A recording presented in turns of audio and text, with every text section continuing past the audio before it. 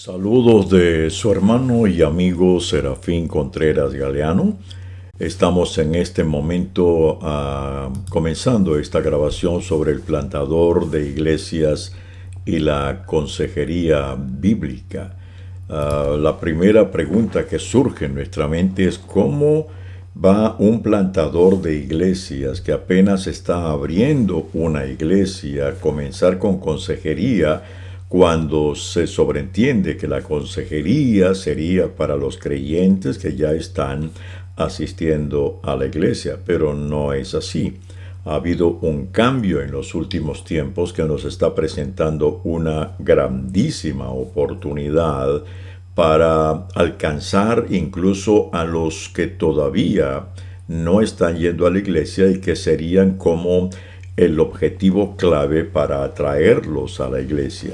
Era más o menos el año 1980 cuando la Iglesia Cuadrangular de Venezuela, donde serví por 21 años como pastor, me pidieron junto con mi esposa que nos moviéramos a una ciudad importante que no tenía iglesia cuadrangular, que era la ciudad de Barquisimeto, Estado Lara. Después de oración, hicimos todos los arreglos para eso y entendimos que era de Dios que nos mudáramos. Nos mudamos a 8 horas de donde estábamos pastoreando y llegamos a una urbanización para plantar la iglesia. Era una urbanización de clase media alta y teníamos que ver cómo iniciábamos una iglesia en ese lugar. Conociendo el contexto de lo que había allí, que era gente profesional, la pregunta era cómo podemos realmente alcanzar a toda esta comunidad que la integraban más casi 300 casas. Entonces lo que hicimos fue orando al Señor, Dios nos guió a que hiciéramos una encuesta sobre cuáles eran las necesidades de las familias. Tocábamos puerta a puerta, mi esposa y yo preguntando, diciendo: tenemos un grupo de oración que va a comenzar y queremos orar por ustedes los vecinos y queremos saber cuál es la necesidad que tienen. Y nos dijeron: divorcio, estamos a punto de divorciarnos, otros problemas con los hijos, otros problemas con enfermedades, luchas, inquietudes, asuntos financieros. Y nos dimos cuenta, muy bien, aquí la mejor estrategia hacia donde Dios nos estaba llevando era no empezar a invitarlos a un culto más. Y luego ofrecimos consejería para la problemática y la gente comenzó a llegar porque estaban batallando con situaciones críticas. Y de esa manera fuimos ganando, primero dando consejería y luego ellos iban conociéndonos a nosotros como los fundadores de la iglesia y empezaron a llegar y fue una bendición. Comenzamos en la sala de la casa, después tuvimos que techar un patio que teníamos y en el transcurso de unos 8 años que duramos ahí, terminamos comprando un centro comercial y toda la iglesia allí se fundó a través de la consejería. Hoy se está hablando incluso que los problemas de salud mental, relacional, familiar se están convirtiendo en un nuevo campo misionero. En el año 2016, el Departamento de Salud de los Estados Unidos dijo que para el año 2025 se preveía una ausencia, una falta de consejeros, pastores y profesionales que pudieran apoyar a la gente frente a la crisis que se estaba ya viviendo para el 2016. Pero eso en el 2019, con la pandemia, el tiempo que tenían calculado para el 2025 se acortó al 2020 y hasta el día de hoy estamos notando que hay una gran urgencia de personas que necesitan acompañamiento.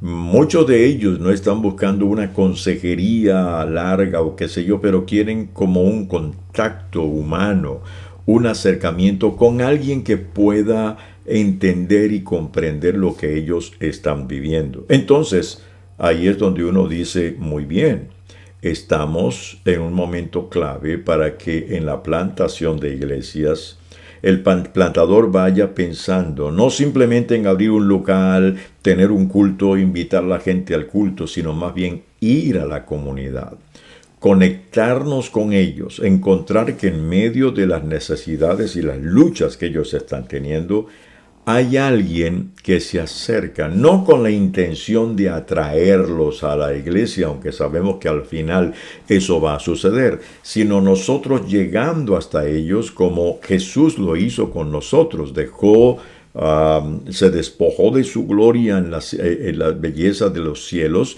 y descendió Emmanuel, Dios con nosotros. Ese es el gran papel que tenemos. Él vino a estar con la gente y a darse por ellos. El desafío que tenemos como plantadores de iglesias y aún con las iglesias establecidas es que podamos llegar hasta donde está el necesitado con compasión, con pasión, con esencia y sobre todo que nos convirtamos en ministros de su presencia. Ministros de su presencia, ¿qué significa?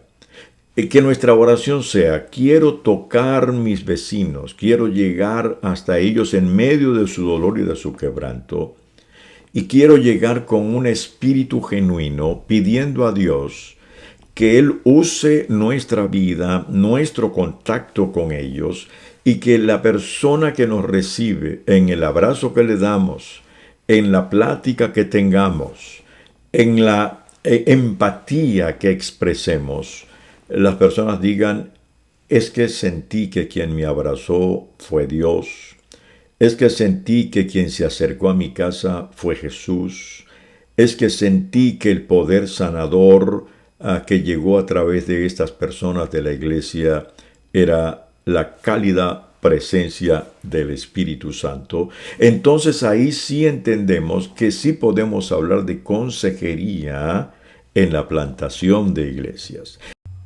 Hablemos un poquito acerca de lo que fue la iglesia primitiva y la consejería bíblica, porque la iglesia primitiva en los primeros siglos desempeñó un papel crucial en el acompañamiento y cuidado de personas con sufrimientos emocionales, espirituales, relacionales, porque no habían profesionales en ese tiempo.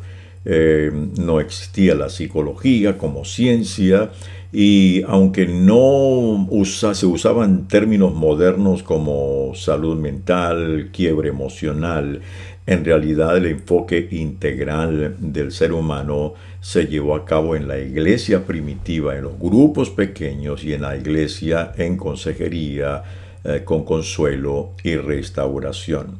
La comunidad cristiana llegó a ser una comunidad genuinamente terapéutica. La iglesia ofrecía una comunidad segura y acogedora, era un factor protector fundamental en la salud emocional. Allí se vivía amor, aceptación, confesión mutua, la oración, el perdón, la restauración. Pablo, escribiendo a los Gálatas, les dijo, llevad los unos las cargas de los otros. Santiago en el capítulo 5, verso 16 dice, confesaos unos a otros vuestros pecados y orad unos por otros para que seáis sanados. Esta era la dinámica comunitaria que facilitaba dentro de la iglesia la sanidad interior, emocional, y hoy entendidos, por supuesto, como esenciales en la recuperación del trauma, la culpa, el aislamiento. Yo recuerdo cuando llegué a una iglesia cuadrangular teniendo 16 años, venía muy quebrantado, con muchos dolores y situaciones críticas. La iglesia era muy sanadora, que me proveyó ese apoyo tremendo. La iglesia primitiva era así. Los obispos, presbíteros, diáconos cumplían primitivamente funciones similares a las del consejero pastoral moderno e incluso a los profesionales. Ellos como líderes guiaban espiritualmente a los creyentes, discernían cuando había casos de angustia, desesperanza, pecado persistente o perturbación emocional, y entonces ofrecían apoyo, acompañamiento, dirección espiritual. Se usaba lo que era la exhortación, que es como hoy el consejero, y el cuidado pastoral.